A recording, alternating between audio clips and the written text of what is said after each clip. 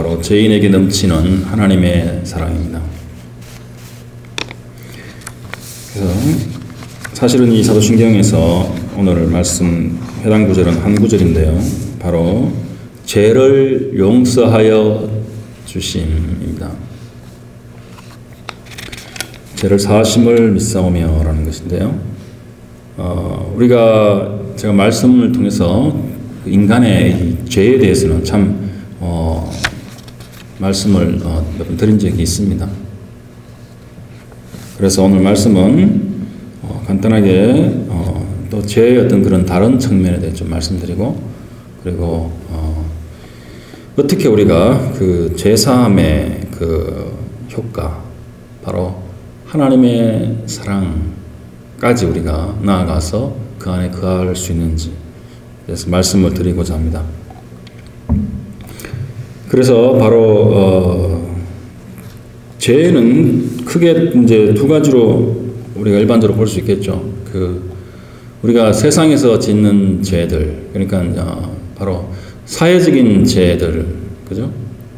그건 무엇입니까? 바로 우리가 다른 사람에게 피해를 준, 뭔가 그때 피해를 끼친 그런 것들을 우리가 죄라고 하죠. 그래서 그 죄에 대한 대가를 치름으로써 우리가 죄에 대한 용서를 받을 수 있는 것이 이 사회의 그런 세상의 죄입니다. 그렇지만 우리 그리스도인들에게는 분명히 또한 성경에서 말하는 죄가 분명히 있죠. 그것을 우리가 원죄다, 아니면 또 여러 가지 짓는 육신의 소욕이다, 여러 가지 죄에 대해서 많이 성경에서 얘기하지만, 바로 가장 간단하게 말씀드리면 우리 인간을 지으신 그 창조주에게 피해를 준 것이에요. 그게 죄죠. 사람에게 세상에서 피해를 준 것이 인간의 우리가 죄듯이, 바로 우리를 창조하신 하나님께 뭔가 피해나 손해를 끼쳤다는 것입니다. 그것이 성경에서 말하는 죄예요. 그리고 또한 우리가 그 죄로 인해서 인간이 스스로 또한 자기에게 피해를 주는 것입니다. 스스로를 상처를 주고 스스로에게 참 여러 가지 괴롭게 하는 거예요. 그러므로 해서 자신이 또 다른 사람에게, 타인에게 또한 그 죄의 영향이 가도록 합니다. 그래서 피해를 주는 거죠. 그것도 분명히 죄죠. 그건 이제 세상의 죄하고 결국 같은 건데, 성경에서 말하는 그 타인에게 끼친 죄는 훨씬 범위가 크죠. 그래서 어떤 직접적인 어떤 그런 손해나 어떤 육체의 피해를 준 것보다도 말로 하는 것들, 그리고 우리가 마음으로 짓는 것들, 그냥 설령 라가라는, 그냥 바보라고 어리석은 자라고 말하는 그 자체도 엄청난 큰 죄라고 또한 성경에서 말하죠. 성경에서 말하는 그 죄는 훨씬 더 광범위합니다. 그리고 한마디로 말씀드려서 우리가 사랑하지 않는 마음에서 행한 모든 행위와 그런 모든 말들을 사실은 성경에서는 죄라고 합니다. 자, 그렇게 정의를 내릴 수 있는데요. 첫째로 그 창조주에게 피해를 준 것이 무엇입니까? 바로 우리가 그 선악과의 사건이죠. 잘 아시다시피 바로 인간들이 바로 하나님같이 너희들이 될 수 있다라는 그런 사단의 속임수에 넘어가서 내가 하나님같이 되려고 하는, 내가 하나님 될 수는 없지만 하나님같이 눈이 밝아져서 하나님의 능력으로 내가 정말 내 마음대로 살고 싶은, 하나님의 간섭이 없이 자유롭게 내가 원하는 대로 하고 내 마음대로, 사실은 근데 내 마음대로 죄를 짓게 되었죠. 그것이 바로 하나님께 이 마음에 엄청난 상처를 준 거죠. 엄청난 피해를 준 것입니다. 피조물, 사랑의 관계에서 살도록 온 창조한 그 피조물, 그 중에서도 가장 아름다운 하나님의 걸작인 이 인간이 배신을 하고 그렇게 하나님의 마음을 아프게 한 것입니다. 그래서 왜 그게 아프게 하냐? 예를 들어서 우리 그 애들을 키우면 이제 티네이저 막 반항할 때 막 어떻습니까? 나 엄마 아빠 필요 없어. 이제 그러잖아요. 애들이 화나면. 그럴 때 우리가 얼마나 마음이 아픕니까? 부모의 마음이 참 아프거든요. 그 물론 우리 아이들은 또 뭐 돈이 필요하기 때문에 또 그새 또 돌아오지만 돈뿐만 아니라 그렇지만 우리 이 인간은 그 하나님 창조주 하나님께 등을 돌리고 완전히 떠난 거예요. 나의 아버지가 아닙니다 라고 떠난 거예요.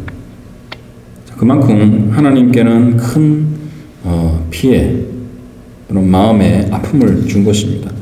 그리고 그 인간들이 어떻게 됩니까? 타락의 그 극한 상황으로 막 치닫죠. 잘 아시다시피 바로 그 첫 번째 또 카인이 인간을 동생인 아벨을 살인을 합니다. 돌로 쳐 죽이죠.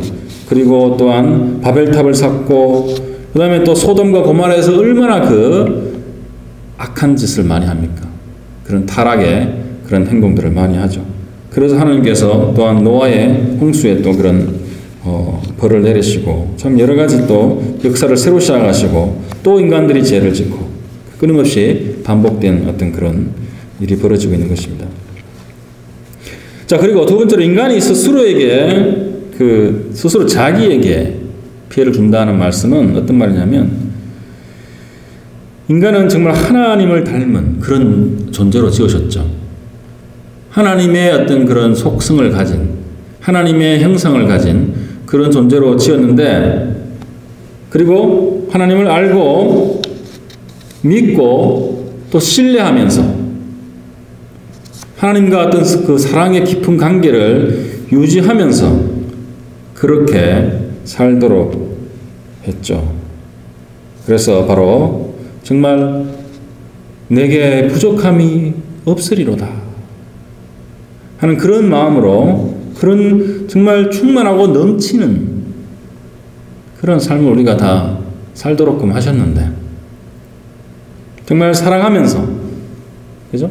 그리고 다른 사람들을 또한 사랑하면서 그렇게 살도록 디자인하시고 또 그렇게 창조하시고 근데 어떻습니까? 바로 인간의 그 죄와 타락을 인해서 우리에게는 부족함과 궁핍함과 또한 생존의 위협과 그 다음에 바로 죽음의 공포가 우리 인간들에게는 다 있습니다.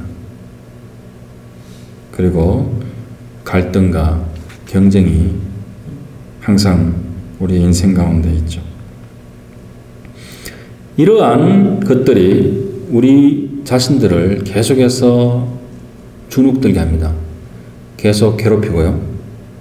그래서 우리에게는 참된 평화, 그런 참된 안식, 진실된 사랑 이런 것은 우리의 인간 세상에서는 사실 정말 쳐다보기가 힘듭니다.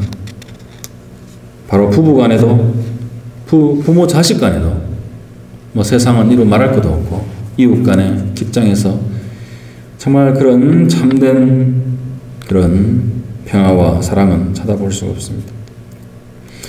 그리고 그런 죄와 타락을 해서 바로 우리 인간의 도덕성이 타락하는 거죠.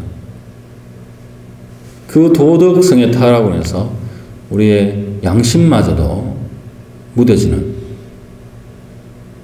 인간이 그렇게 참 양심조차 잘 작동하지 않는 무뎌지는 그런 일이 이제 벌어졌습니다.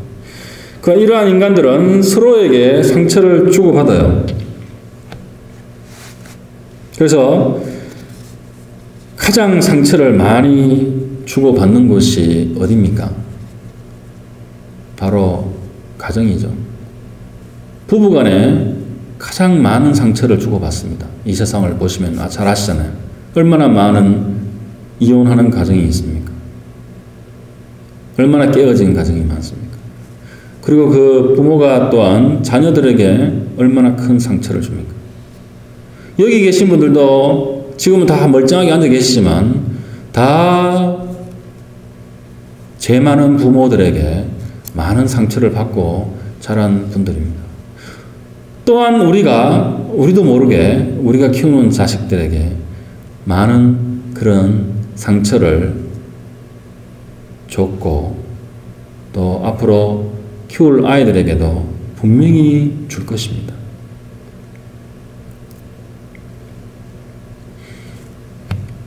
그것이 바로 죄에 빠진 우리 인간들이 피할 수 없는 운명이에요. 그래서 우리가 절대 하나님 안에 있지 않으면 내 자신을 부인하고 정말 처절한 마음으로 내가 예수 그리스도께 나아가지 않는 그런 마음은 어쩔 수 없이 부부간에 그리고 우리 자녀들에게 엄청난 상처를 주면서 살아갈 수밖에 없는 존재라는 것입니다. 그것이 왜 그러냐면 바로 우리 인간은 그렇게 부모에게 대물림 받은 죄 그 상처를 받으면서 바로 그 피해의식을 갖고 살아요. 피해의식과 그리고 우리 속의 상처와 그죠? 우리가 자라면서 또 엄청난 피해의식을 받게 되고 경쟁과 열등감과 그 모든 상처들이 합해져서 그리고 우리의 어떤 육신의 타락한 그 재성 때문에 상처와 죄의식과 이것이 합해져 가지고 계속해서 우리 인간들을 불행하게 만드는 그런 근본적인 원인이 되는 것이에요. 그래서 우리는 우리 스스로 그것을 극복할 수 있는 능력이 없기 때문에 계속해서 우리 스스로를 이렇게 상처를 줍니다. 너는 왜 그 모양밖에 안 되냐? 너는 왜 그렇게밖에 못하냐? 왜 너는 계속해서 지은 죄를 또 반복해서 짓느냐? 왜 너는 너의 그 친혈육인 자식한테도 그렇게밖에 사랑을 못하느냐? 끊임없이 우리는 그러한 고난에 빠질 때, 갈등에 빠질 때 자기 자신을 자책하고 그 죄의식의 무게 속에서 우리가 깨어있는 그 시간 동안, 잠에서 깨어있는 그 시간, 또한 우리가 죽을 때까지 살아가는 그 시간 동안 그러한 자기 자신을 계속해서 자책하면서 그렇게 살아가는 것. 그렇게 우리는 스스로에게 피해를 주고 상처를 주면서 또한 살아갑니다. 그렇기 때문에 또한 다른 사람에게 피해를 주고 상처를 주는 거예요. 자기 자신을 보호하기 위해서, 또 보상받기 위해서. 그래서 바로 오늘 말씀처럼 하나님께서 우리의 죄를 용서해 주신다. 그것이 엄청나게 중요한 말씀입니다. 그 근본적인 것을, 그게 바로 시작이 죄거든요. 하나님께 지은 죄, 우리의 육신의 어떤 그런 죄, 그 모든 죄를, 모든 인간의 어떤 그런 실존의 고통의 뿌리인 그 죄를 하나님께서 용서하신다는 거예요. 그것이 용서가 되지 않으면 우리에게는 아무 소망이 없습니다.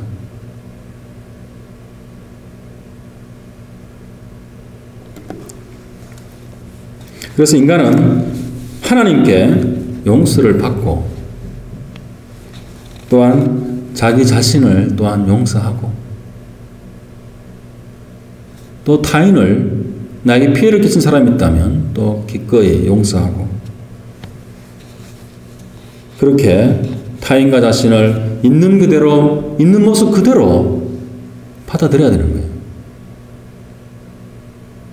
배우자도 있는 그대로 받아들이고 우리 자녀들도 있는 모습 그대로 받아들이고 그것이 바로 사랑의 시작입니다. 왜냐하면 자신도 똑같거든요. 우리 자신도. 우리 자신도 별다르지 않으면서 다른 사람들에게는 다른 기준을 가지고 좀 다르게 좀 살아봐. 나에게 좀 다르게 좀 해봐. 이러면서 사는 게 인간의 죄성이고 바로 고통의 원인입니다. 하나님께 용서를 받은 인간들은 분명히 더 이상 그렇게 하지 않고 내 자신을 용서하고 사랑하고 또한 타인과 우리 가족들을 그렇게 사랑하게 이제 살 수 있게 되는 거예요. 그것이 바로 용서의 비밀입니다. 그 Amazing Grace 우리 아까 전에 찬양도 했는데요. 그것의 원곡이 되었던 그것을 지은 존 뉴턴에 대해서 잠깐 말씀을 드리고자 합니다. 존 뉴턴이라는 사람은 바로 그 아프리카에서 노예를 실어다가 영국에다가 이렇게 팔은 영국 사람이죠. 노예 상인이었습니다. 그래서 이 사람은 1725년에 태어났을 거예요. 그 어머님이 참 신실한 그리스도인이었고, 그래서 이 아이를 존 뉴턴을 목사로 이렇게 기르고자 했었고, 그래서 신실하게 이렇게 가르치고 키웠습니다. 그렇지만 뉴턴이 어린 나이에 6살 때 어머님이 폐병으로 인해서 갑자기 죽게 됩니다. 그래서 그 아버지는 참 바로 재혼을 하고, 이 아버지는 전혀 그런 신앙이 없는 그냥 이렇게 그런 사람이었어요. 그래서 이 뉴턴이 이제 한 11살 때부터 이제 배를 타기 시작했다고 합니다.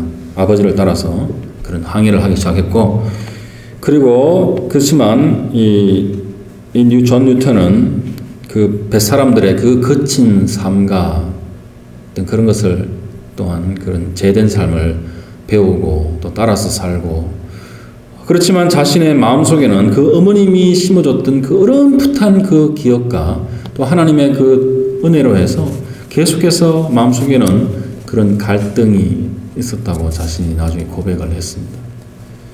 그래서 18세 되던 어떤 일이 있었냐면 그 아버지가 이 존 뉴턴을 그 당시 이제 그 영국의 해군 장교로 만들기 위해서 이제 그렇게 해군에 이렇게 넣었는데요.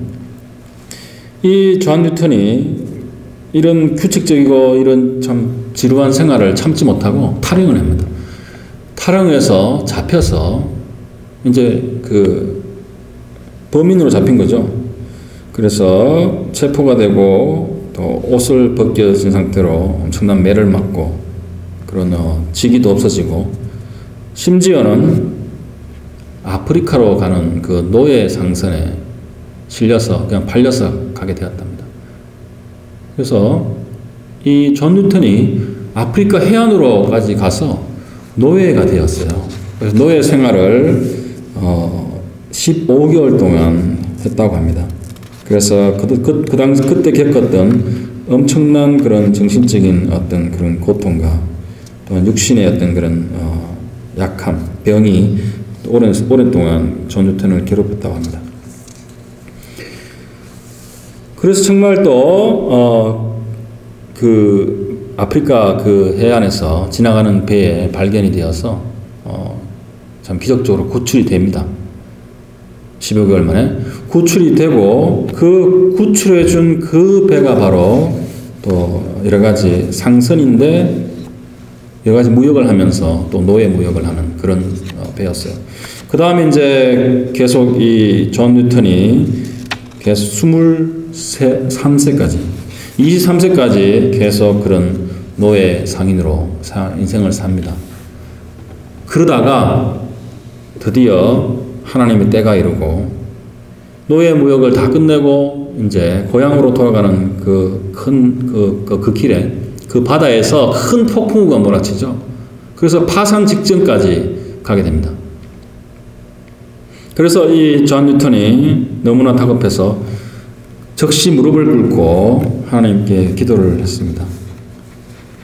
주여 우리에게 자비를 베푸소서. 그렇게 1748년 5월 10일 날 23세의 나이에 있던 존 뉴턴은 그렇게 정말 죽음 앞에서 급박한 상황 속에서 한순간이 지나 언제 그 배가 침몰해서 죽을지 모르는 그러한 급박한 상황에 비바람 속에서 하나님께 매달리며 회개를 하며 기도를 합니다.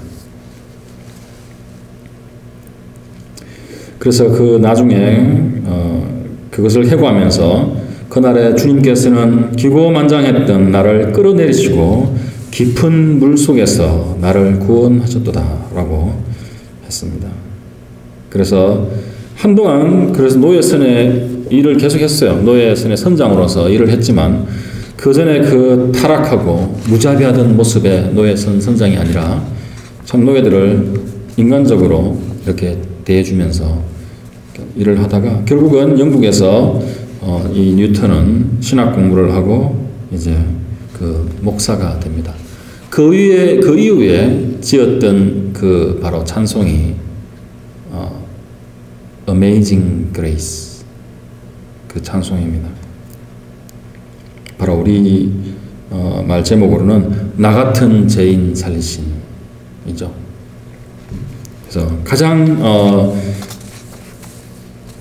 많이 불려지고 했던 이 찬송입니다. 그래서 이 찬송가는 참 남북 전쟁에서 남군에도 불려지고 북군에게도 불려지고 그리고 바로 누굽니까? 마틴 루터 킹 주니어 그 모임에서도 불려졌던 참 가장 유명한 그런 찬송이 되는 거죠. 자, 그렇게 잔 뉴턴에 대한 말씀을 잠깐 드렸는데요. 바로 이 또한 잔 뉴턴이 목사일 때, 나이가 들어서 이제 그런 목회를 할 때 그 윌리엄 이버포스라는 젊은 청년이 찾아오죠. 그래서 그 20대의 젊은 청년이 아주 유명하고 총명했던 그 청년이 와서 자기도 목회의 길을 가고 싶다라고 했을 때 바로 이 잔 뉴턴이 분명히 너는 하나님께서 주신 다른 그 소명과 탤런트가 있다 라고 해서 이 윌리엄 이버포스가 의원이 됩니다. 젊은 나이에. 그래서 나중에 바로 이 미국의 노예 해방에 앞서는 그리고 전신이 되는 그런 그 대영 제국의 그 대영 제국의 총 국가 수입의 30%를 차지했던 그 노예 무역을 그만두게 하는 그런 입법을 성공한 그래서 노예 해방의 아버지가 되었던 바로 그 윌리엄 이버포스를 만들어내는 그 사람이 바로 이 잔 뉴턴인 것입니다.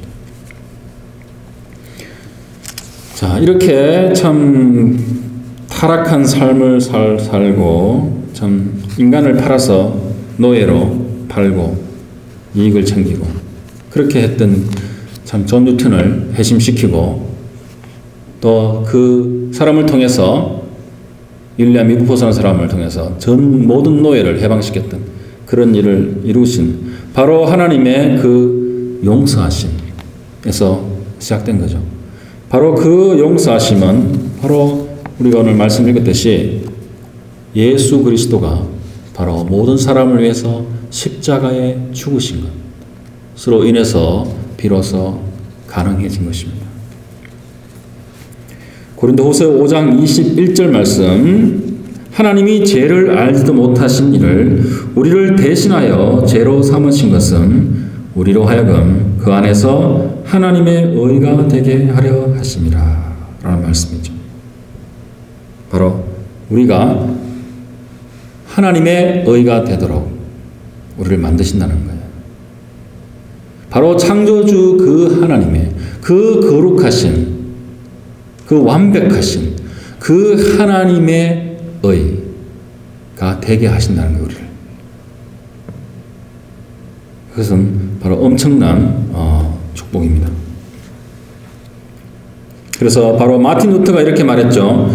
주 예수 그리스도시여 당신은 나의 의가 되었고 나는 당신의 죄가 되었습니다 라고 말을 했어요. 그래서 당신께서 내게 속한 것을 가져가셨고 당신께 속한 것을 나에게 주셨습니다. 라고 고백을 하였습니다. 그래서 바로 오늘 이 죄사함에 대해서 말씀을 드리고 있는데요. 바로 하나님께서 예수 그리스도의 그 십자가의 대속을 통해서 우리의 죄를 용서하셨다. 이 말씀은 단순히 우리의 죄가 용서되었다라고 그냥 그렇게 끝나는 것이 아니라고 말씀을 드렸죠. 그 말은 무슨 말씀입니까? 죄가 용서되었다는 말은 바로 이 큰 우주의 창조주가 바로 나의 소유가 된다라는 말씀이에요. 하나님께서 나의 소유가 된다. 내 것이 된다. 그 말씀은 바로 우리가 이렇게 고백하지 않습니까? 나의 하나님, My God. 감히 창조주 하나님을 나의 하나님이라고 부를 수 있도록 엄청난 그런 특혜와 권리를, 그런 자격을 우리에게 주는 것입니다. 그리고 이 죄가 용서되었다는 것은 바로 그 창조주 하나님께서 나를 사랑하신다라는 것입니다.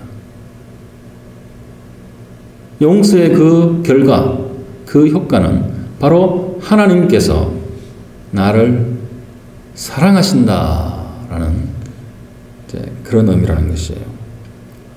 그래서 여기 앉아 계신 우리 한 분 한 분들 참 죄 많은 우리 이 피조물, 이 인간, 우리 한 사람 한 사람을 하나님께서 죽도록 사랑하신다. 이런 표현이 참 조금 매끄럽답니까? 좀 거친 표현이지만 그것을 바로 성경에서 말하는 하나님의 사랑을 정확하게 표현하는 것입니다. 하나님께서 여러분을 정말 죽도록 사랑하십니다. 그래서 예수님 십자가에 죽으셨잖아요. 그렇게 생각해 보셨습니까?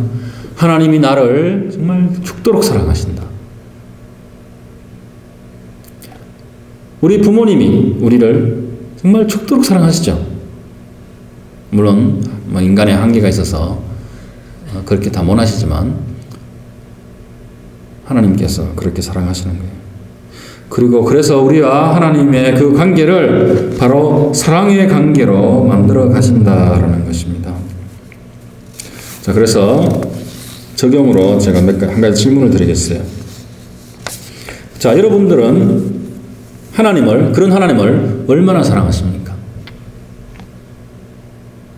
우리를 죽도록 사랑하시는 하나님을 여러분은 얼마나 하나님을 사랑하십니까?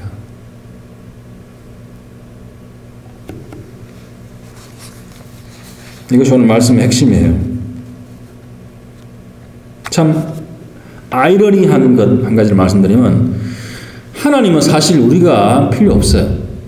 스스로 자족하신 분입니다. 완벽하신 분이고 하나님은 우리가 필요 없으신데 우리를 간절히 원하시는 분이십니다. 반대로 사실 우리 인간은 하나님이 절실히 필요한 존재들인데 우리의 대부분의 시간 동안 우리는 하나님을 별로 원하지 않습니다. 반대예요. 그래서 참 우리가 갖고 있는 이 하나님에 대한 사랑,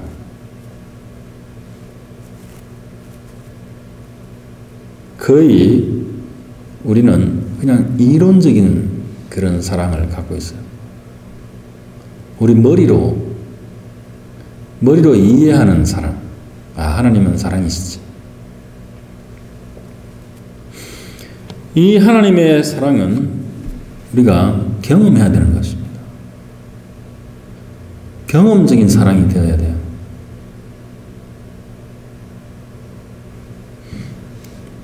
물론 그 하나님의 사랑, 하나님께서 우리가 하나님에 대한 사랑, 그리고 하나님이 우리에게 하시는 사랑, 그것이 둘 다 이론적인 사랑이 되면 안 되고 정말 실제 경험할 수 있는 그런 사랑이 되어야 된다는 것입니다.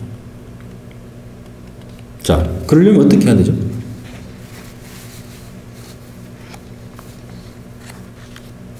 어떻게 해야지 우리가 그냥 이론적인 사랑이 아니라 실제로 우리가 경험하는 사랑이 될 수 있겠습니까?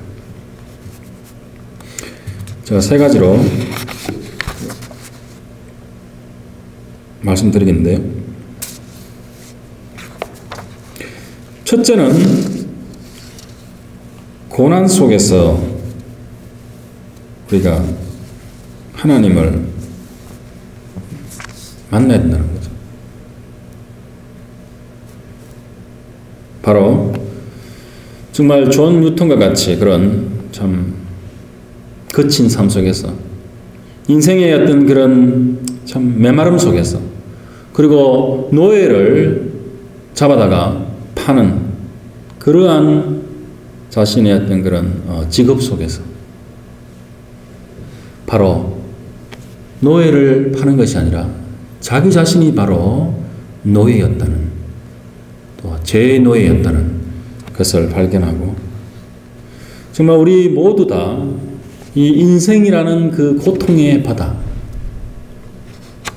그 속에서 어둠을 정말 뚫고 참 이렇게 한 줄기 빛살처럼 이렇게 다가오는 그런 바로 그 등대의 그 불빛같이 그렇게 다가오시는 그 바로 예수 그리스도의 그 빛, 진리의 그 빛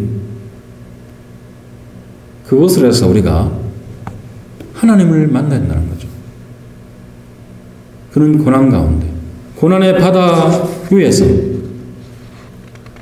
그렇게 했을 때 우리의 상처 가운데 우리의 상처를 치유해 주시고 또한 우리의 고난 가운데 우리에게 참 평화를 주시고 하나님의 위로를 우리가 그 안에서 또한 하나님 주시는 그 평화를 우리가 느껴야 된다는 것입니다. 시편 63편에 이런 말씀이 있어요. 시편 63편 1장에서 5절 말씀 1절에서 5절 말씀 제가 읽어드리겠는데요. 하나님이여 주는 나의 하나님이시라. 내가 간절히 주를 찾되 물이 없어 마르고 황폐한 땅에서 내 영혼이 주를 갈망하며 내 육체가 주를 앙모하나이다. 내가 주의 권능과 영광을 보기 하여 이와 같이 성소에서 주를 바라보았나이다. 주의 인자하심이 생명보다 나으므로 내 입술이 주를 찬양할 것이라. 이러므로 나의 평생에 주를 송축하며 주의 이름으로 말미암아 나의 손을 들리이다. 골수와 기름진 것을 먹음과 같이 나의 영혼이 만족할 것이라. 나의 입이 기쁜 입술로 주를 찬송하되. 바로 주의 인자하심이 생명보다 나으므로 라고 이제 이 시편 기자가 말씀을 하는데요. 바로 이 인자하심 이것이 loving kindness 이렇게 우리가 번역되는데요. 다른 번역에는 주의 사랑이라고도 번역이 됩니다. 바로 주님의 그 선하심, 좋으심 그리고 하나님의 그 사랑이 바로 나의 목숨보다 내가 사는 것, 내가 살아있는 것 그것보다 더 좋다, 더 낫다는 거예요. 그래서 우리가 그것을 내 입술이 주를 찬양하고 내 평생에 바로 주님을 송축할 것이다 라는 것입니다. 바로 우리가 인생 가운데 그 하나님을 만난 사람들은 이렇게 주님을 찬양하게 되는 것입니다. 하나님의 그 사랑과 평화를 우리의 인생의 고난 가운데 우리가 경험을 해야 된다는 것이죠. 실제로 이것은 여러분들이 자주 경험할 수 있는 것이에요. 고난 가운데 하나님을 찾으시면 분명히 하나님께서 우리의 마음을 터치하십니다. 그리고 우리가 하나님을 이렇게 사랑을 경험하지 못하는 이유 중에 또 하나는 우리의 많은 그리스도인들의 정말 뜨겁지도 차지도 않는 그런 미지근한 신앙 때문에 그렇습니다. 요한계시록 3장에 바로 라오디게아 교회에 주신 그 경고의 말씀이 있죠. 바로 성령께서 이 라오디게아 교회에 이런 말씀을 주셨습니다. 라오디게아 교회의 사자에게 편지하라. 아멘이시오 충성되고 참된 증인이시오 하나님의 창조의 근본이시니가 이르시되 내가 내 행위를 아노니 내가 차지도 아니하고 뜨겁지 아니하도다. 내가 차든지 뜨겁든지 하기를 원하노라.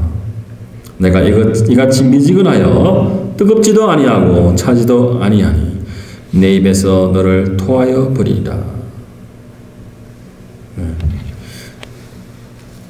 그 당시에 이 사막에서는 물이 차갑든지 아니면 뜨거워서 정말 이렇게 그런 물들을 마실 수 있는 물이고 정말 미지근한 물은 제대로 마실 수 없는 그러한 물이라고 합니다. 그렇지만 여기서 바로 미지근하다는 말은 아무 쓸모가 없는 그런 물이 진 거죠. 그리고 우리의 신앙을 얘기할 때 바로 lukewarm이라고 이제 영어로 표현을 하죠.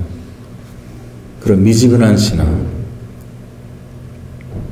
이러한 신앙을 현대 그 기독교에는 세 가지로 볼 수 있어요. 그 nominal Christian, cardinal Christian, 그다음에 제가 붙인 건데요. no idea Christian. 그래서 첫 번째는 바로 nominal이라는 것은 이름뿐인 기독교인들을 말하는 것입니다. 그래서 잘 아시다시피 그런 선데이 크리스천, 이분들은 종교란에 자기가 기독교라고 체크하지만 자신이 신앙이 이렇게 있다고 별로 이렇게 주장을 하지 않는 그냥 선데이 크리스천들을 나미널 크리스천이라고요. 그다음에 카디널 크리스천, 육적인 기독교인들이 많아요. 이분들은 자신이 잘 믿는 기독교인이라고 생각합니다. 그렇지만 육적으로 살아가기 때문에 거룩이나 어떤 그런 성령의 열매나 이러한 사랑이나 이런 것을 중요하다고 생각하지 않기 때문에 사실은 기독교의 진리가 뭔지 모르고 살아가는 사람들을 이렇게 카널 크리스천, 육적인 기독교인이라고 합니다. 세 번째로 제가 붙인 이 no idea 크리스천은 바로 무엇을 어떻게 해야 될지 모르는 크리스천들인데요.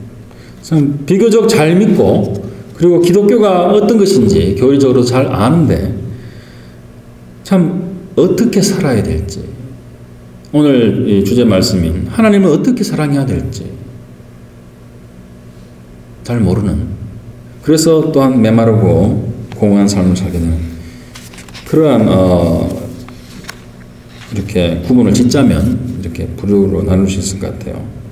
그래서 이러한 삶을 살면, 미적지근한 기독교인의 삶을 살면 아무런 삶에 사실 그런 기쁨이 없습니다. 그리고 만족감도 없어요.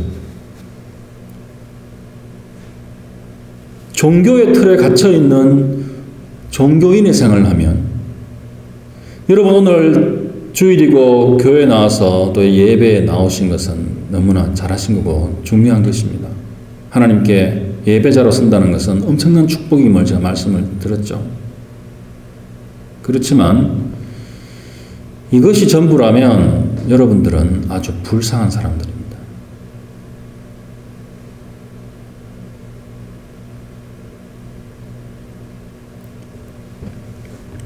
왜냐하면 하나님을 사랑한다는 것, 그것은 엄청난 더 큰 축복이고 그런 것인데, 그것을 정말 그것에 만분의 일도 맛보지 못하고 살아갈 수 있다는 것이에요.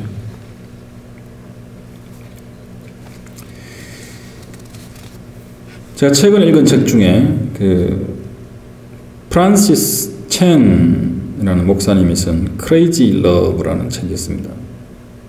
이분이 13년간 샌프란시스코 주의 근교에서 목회를 하시다가 아주 교회가 뭐 세상적으로 말해서 성공적인 그런 교회가 되었죠. 그리고 이 책도 베스트셀러가 되었고, 근데 이분이 이것이 다가 아니다 라고 해서 교회를 사직하고 가족들, 어린 아이를 데리고 아시아 여러 나라를 방문하면서 자기가 어디에서 사역을 해야 될지, 하나님께서 새로운 사역을 이 미국처럼 풍부한 곳이 아니라 여러 가지 자원이 부족한 곳에서 뭔가 사역을 원하시는 것 같다라고 이제 느끼고, 이 두 부부가 사직을 하고 교회를 떠나고 어린 아이들과 이제 아시아로 갑니다. 그렇게 이제 여러 지역을 이렇게 가서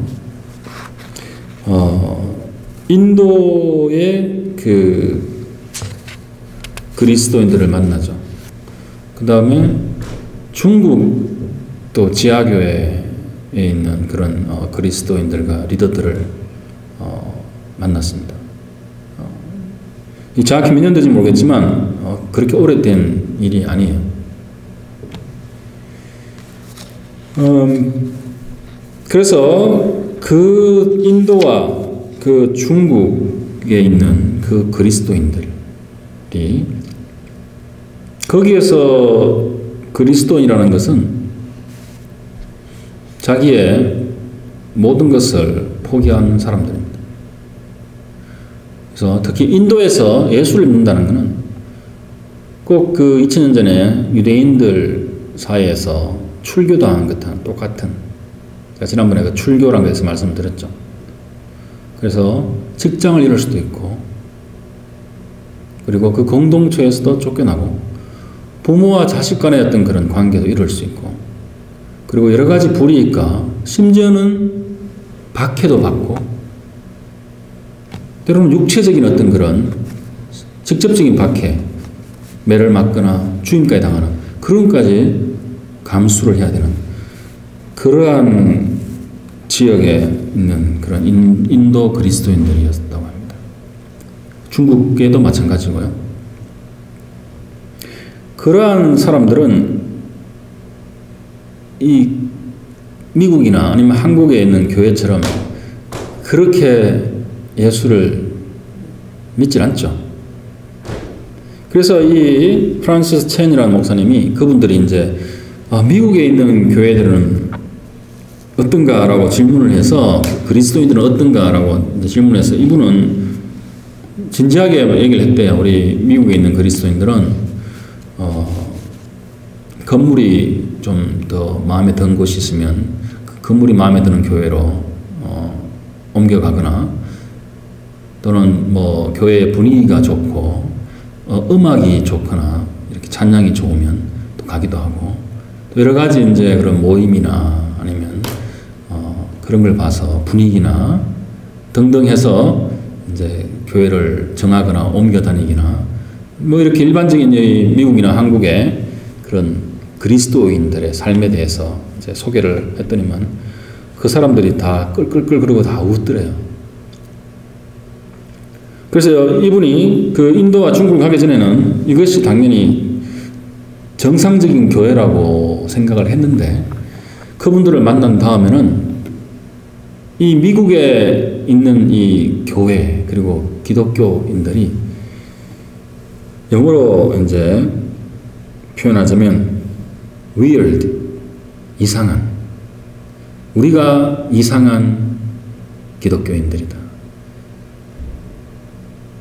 우리가 미국 안에서 또 한국에서는 저 3세계에 있는 그런 그리스도인이 여러 가지 말씀도 진리도 이렇게 보급되지 않고 좀 부족하고, 참 그러한 기독교인들, 교회라고 우리가 많이 이제 이렇게 생각을 합니다, 솔직히. 그래서 우리가 뭐 또 헌금도 보내고 거기에서 사역하시는 선교사님들 후원도 하고 그렇지 않습니까? 그런데 거기 있는 그리스도인들이 오히려 참된 그리스도인의 삶을 살고 있고, 여기에서 미국이나 한국에 있는 그리스도인들은 참 많은 사람들이 바로 이상한 기독교인들로 여겨지는 거예요. 참 아이러니한 거죠. 근데 그것이 사실은 사실입니다.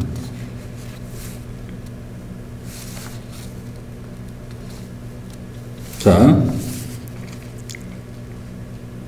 그래서 그러면 우리 이 미국 안에 있는 그리고 한국에 있는 우리 그리스도인들은 무엇을 해야 되는가? 바로 변화를 갈망해야 됩니다. 변화.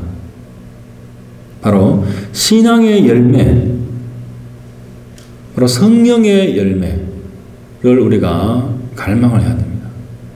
이것이 드러나도록. 미국이나 아니면 한국에 있는 많은 그리스도인들이 이것을 별로 중요하게 생각하지도 않고 갈망을 하지 않습니다.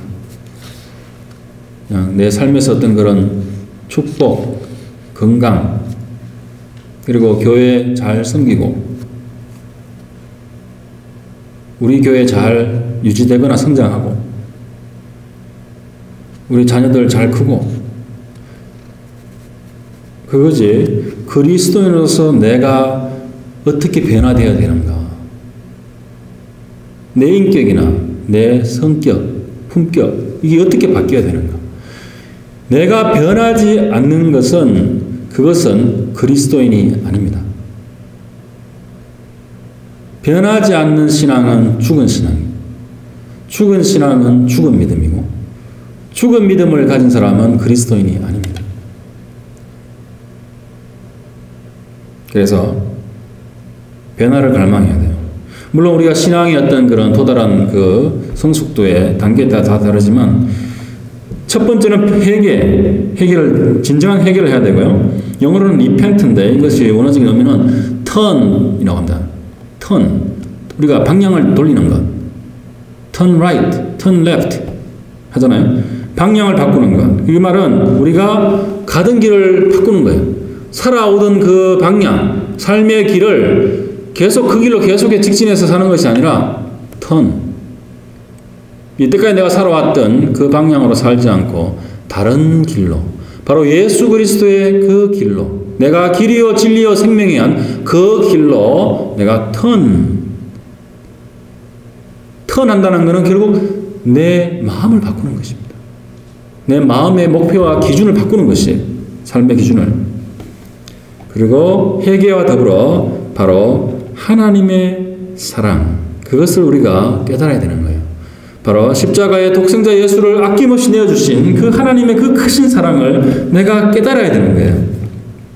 그래서 그걸 통해서 바로 아까 말씀드렸듯이 이 우주의 창조자가 나의 아버지가 되고 바로 나의 하나님이 되고 바로 그 아버지의 마음으로 그 하나님께서 나를 사랑하신다. 그런 그것을 우리가 깨닫고 느껴야 된다는 것입니다. 그래서 바로 그 사랑 앞에 나를 온전히 내어놓게 되는 것이에요. 나를 내어놓는 것. 그것이 바로 요한계시록 아까 읽었던 말씀 바로 뒷부분에 나오는데요. 3장 19절 20절 이런 말씀 있죠. 물은 내가 사랑하는 자를 책망하여 징계하노니 그러므로 내가 열심을 내라 회개하라 볼지어다 내가 문 밖에 서서 두드리노니 누구든지 내 음성을 듣고 문을 열면 내가 그에게로 들어가 그와 더불어 먹고 그는 나와 더불어 먹으리라. 우리가 우리 마음의 문을 열면 바로 예수 그리스도의 영, 바로 성령께서 우리 속으로 들어오셔서 같이 먹고 마시며 뭘 하시겠습니까? 우리 안에서 작업을 하시는 거예요. 어떤 작업을 하십니까? 우리 안에 대공사를 시작하시죠. 대규모 공사를 작업을 시작하십니다. 그리고 또한 잘라낼 끈은 잘라내고 꿰맬 끈은 꿰매는 붙일 끈은 붙이는 그런 대수술을 또한 감행하십니다. 그래서 우리가 변하는 거예요. 우리 속에 성령이 들어와서 작업을 하시기 때문에 밖으로 보면 속에서 작업하실 때는 안 보이죠. 그 사람의 어떤 그 근데 시간이 지나면 다른 사람이 그 사람을 보면 변했네요. 작년하고 원래 뭔가 좀 달라지셨네요. 이제 그런 말을 듣게 되는 거죠. 그런 말을 안 들으면 자기 자신을 다시 한번 좀 신중하게 돌아봐야 됩니다. 그래서 우리가 내 힘으로 막 꾸역꾸역 막 변하려고 노력해도 안 돼요. 그래서 이것을 성령의 열매다라고 하지 않습니까? 나의 노력의 열매다가 아니고 우리 인간은 정말 죽었다 깨어나도 3살 때 버릇을 8에 똑같이 하는 그런 재성을 가진 그런 존재입니다. 수많은 사람이 시도해봤고 저도 32살까지 시도해봤고 절대로 바뀌지 않습니다. 나의 힘으로 참고 인내하고 결단해도 되지 않습니다. 바로 성령이 우리 안에 들어오셔야 되는 거예요.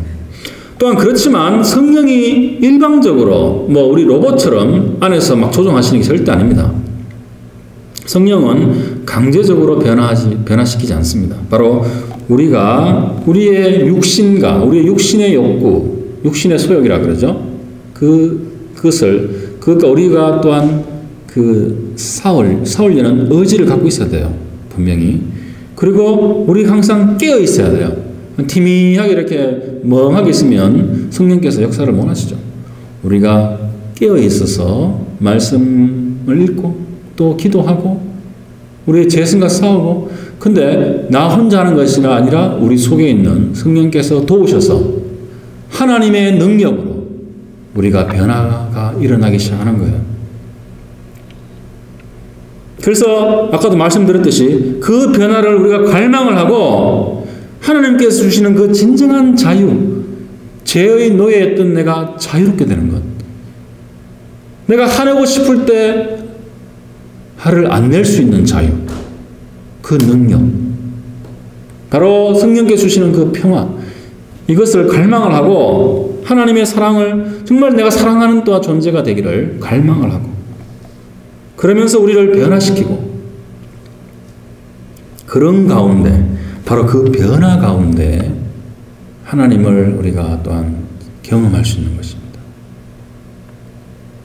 그 변화 가운데 하나님께서 성령의 역사를 통해서 성령의 그 작업을 통해서 작업을 하고 계신 그 성령의 역사 그것을 통해서 또한 하나님을 우리가 경험할 수 있는 것입니다. 자, 그리고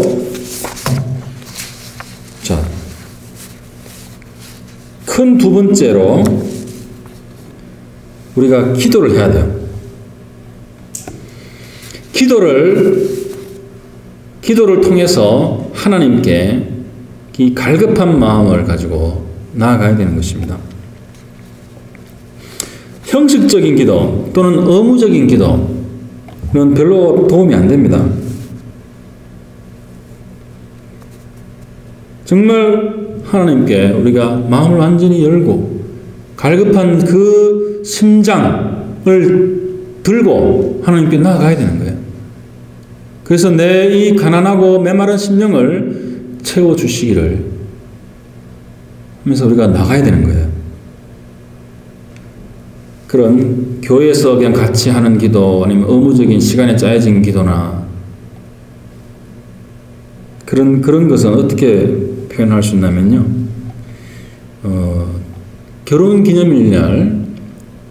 결혼기념일에 보통 이제 남편이 아내에게 꽃을 많이 사주죠. 근데 사주는데 아내가 이제 기뻐서 여보 너무 고마워. 어떻게 내 결혼기념일을 알고 또 이렇게 기억하고 우리 얘기네 결혼기념일 이렇게 하면 남편이 어떻게 말해야 됩니까? 잘 말해야 되죠. 근데 만약에 이것은 나의 의무야. 이건 내 의무다. It's my duty. 그러면 그날 부부싸움이 대판 나겠죠. 제가 드리는 말씀은 하나님께 우리가 나아가는 것도 똑같다는 거예요. 기도도. 이것이 내 의무이기 때문에 내가 당연히 그냥 해야 되는 거기 때문에 우리가 예배를 드리고 또한 기도를 해야 되고 또한 선한 행위를 해야 되고 구제를 하고 선교와 전도를 하고 그것은 아무런 유익이 없어요. 오히려 그것은 하나님을 한하게 만듭니다.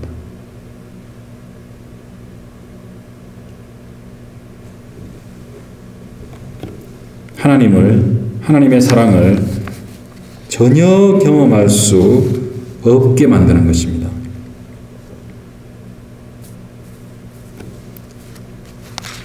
그래서 정말 자유로운, 그렇지만 정말 진실된 그런 친밀하고 그런 깊은 기도를 우리가 하나님께 드리고 나아가야 됩니다. 얼마나 자주 더 많이 할수록, 더 자주 할수록 더 좋겠죠. 그걸 통해서 바로 하나님의 사랑을 우리가 느낄 수 있고요.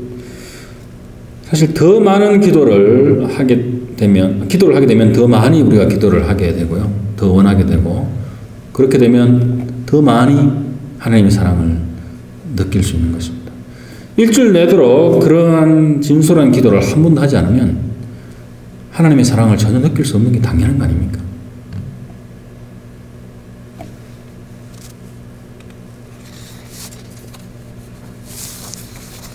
그리고 큰 세 번째 마지막으로 하나님의 사랑을 느끼기 위해서는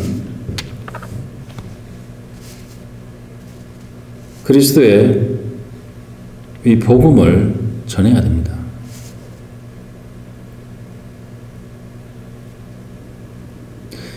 이 말씀이 그냥 우리가 전도해야 됩니다. 전도 많이 해야 됩니다. 그래서 사람들한테 참 복음을 전해야 되고 우리가 구원받도록 해야 됩니다. 그런 것도 뭐 틀린 말은 아니죠. 그렇지만 우리가 하나님의 그 사랑을 경험하고 누리기 위해서는 이 부분이 사실 너무나 중요합니다. 왜냐하면 바로 예수 그리스도가 그런 약속을 하셨거든요. 우리가 말씀을 전할 때, 우리가 나아갈 때 바로 성령의 그 임재와 성령의 충만을 주실 것이라고 또 약속을 하셨거든요.